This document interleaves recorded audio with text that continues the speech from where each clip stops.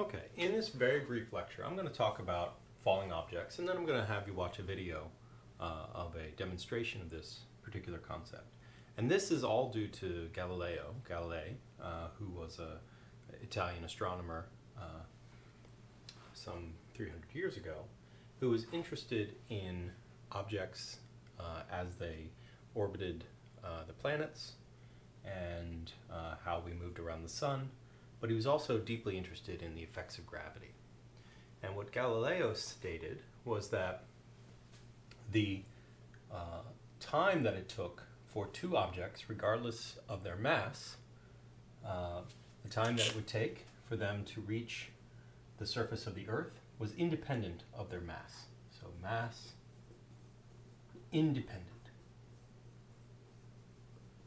And we can prove that very quickly using the idea of the momentum principle, such that delta P is equal to F net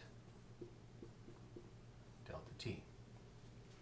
And what we state is that delta P is equal to the mass times the change in velocity, and that F net, near the surface of the Earth, remember we had said in class that the distance from the center of the Earth to the surface of the Earth is much, much larger than any distance that I could raise an object relative to the surface of the Earth.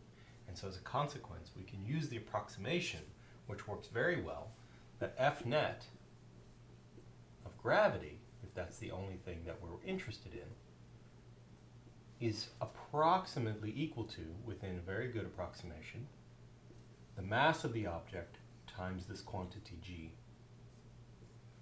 that we utilize. And g is defined by big G, the mass of the Earth, over the distance between the center of the Earth and whatever object you're interested in near the surface of the Earth to the quantity squared times r hat. So that's g. So I can write down with this particular equation mg delta t. And what I immediately find is that the masses go away, and what I'm left with is that delta v over delta t is equal to, and in this case, because we have a vector quantity, we have to keep track of the direction, and it's going to be a minus g. And so g is the acceleration due to gravity. And so the acceleration due to gravity, which we're going to call g, is actually equal to 0 minus g 0, if our coordinate system is such that pointing down towards the Earth, in this case, is in the y direction. Okay? All right, so enjoy the video. Brian Cox is fantastic.